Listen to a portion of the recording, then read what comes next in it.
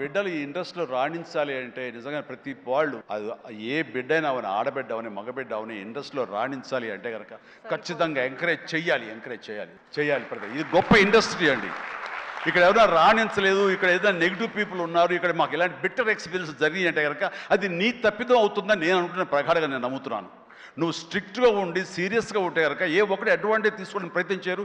ఎలాంటి అంటే క్యాస్ట్ కావచ్చు అలాంటివి ఏమి ఉండవండి. నీ బిహేవియర్ బట్టి ఉంటుంది. మీకుండే అభద్రతా భావంతో ఏమో అలాగేలా ఉండాలేమో అని ఉండకూడదు. ఎస్, నువ్వు ప్రొఫెషనల్గా ఉండు, అవతల కూడా ప్రొఫెషనల్గా ఉంటారు. ఈ ఇండస్ట్రీ అనేది ఒక అద్దం లాంటిది. నువ్వేమి ఇస్తావు తిరిగి నీకు అదే వస్తుంది. కాబట్టి ప్రతి ఒక్కరికి ధైర్యంగా పరిశ్రమకు రావాలి అనుకుంటే కనుక కృత నిశ్చయంతో, దృఢ సంకల్పంతో, హార్డ్ వర్క్ని ఆసరాగా తీసుకుని రండి. ఇది గొప్ప ఇండస్ట్రీ. మీరు అందరూ రాణిస్తారు, చేస్తారు. అది ఆడబిడ్డలు కానివ్వండి, మగవాళ్ళు కానివ్వండి, ఎవరైనా సరే. సో అది నేను వెల్కమ్ చేస్తున్నాను. దానికి ప్రత్యక్ష సాక్ష్యం సుష్మిత, అలాగే దత్తు గారి పిల్లలు స్వప్న దత్, ఇలాంటి వాళ్ళందరూ కూడా ఎంతోమంది, ఇది ప్రధానంగా ఇంత డిస్ట్రిబ్యూటర్స్ తరపున మాట్లాడిన సుప్రియ, వీళ్ళందరూ కూడా ఆ స్థాయి వాళ్ళు.